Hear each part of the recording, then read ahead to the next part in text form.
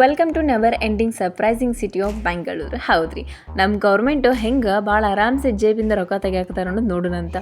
ಹಿಂಗೆ ಪೈಲ Siddu free bus ಕೊಟ್ಟಾಗ ಕೇಳ್ತೀರೇನ್ರಿ, ನನ್ನ ಖುಷಿ ಆಕಾಶ ಮುಟ್ಟಿತ್ತು. ಆಫೀಸ್ ಹೋಗೋದು ಫ್ರೀ, ಶಾಪಿಂಗ್ ಹೋಗೋದು ಅಷ್ಟೆಲ್ಲ, ಸಿಟಿಯಿಂದ ಹೊರಗೆ ಹೋಗೋದು ಒಳ್ಳೆ ಮಜಾ ಇರ್ತೈತೆ ರೀ. ಹೆಂಗಂದ್ರೆ ಒನ್ ಟೈಪ್ VIP ಫೀಲ್ ಬರೋದು ಫ್ರೀ ಬಸ್ ಒಳಗೆ ಅಡ್ಡಾಡೋದು ಅಂದ್ರೆ. ಆವಾಗ ಅನಿಸಿತ್ತು ರೀ, Siddu how cute he is ಅಂತ ಹೇಳಿ.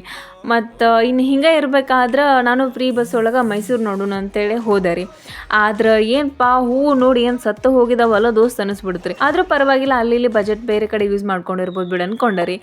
ಆದ್ರೆ ಸಡನ್ನಾಗಿ ಬಂದು ನೋಡ್ರಿ ನ್ಯೂಸ್, ಮೆಟ್ರೋ ಫೇರ್ ಹೈಕ್ ಒಳ್ಳೆ 100% ಹೈಕ್ ಕೊಟ್ರಿ ಇದನ್ನಂದ್ರು. ಮತ್ತು ಇನ್ನೇನು ಮಾಡ್ತೀವಿ, ರೊಕ್ಕ ಎಲ್ಲ ಗೊಳೆ ಹಾಕ್ಬೇಕಲ್ಲ ಅಡ್ಡಾಡ್ಬೇಕಂದ್ರೆ. ಆದರೂ ಹಂಗೂ ಹಿಂಗೂ ಏನೋ ಸುಧಾರಿಸ್ಕೊಂಡು ಇದ್ನರಿ ಆರಾಮಾಗಿ. ಮತ್ತು ಬಂತ್ರಿ ಆ ಕಡೆಯಿಂದ ವಾಟ್ರ್ ಹೈಕ್ ಅಂತೇಳಿ 1 ಲೀಟ್ರ್ ವಾಟ್ರಿಗೆ 1 ಪೈಸೆ ಎಕ್ಸ್ಟ್ರಾ ಕೊಡ್ಬೇಕಂತ.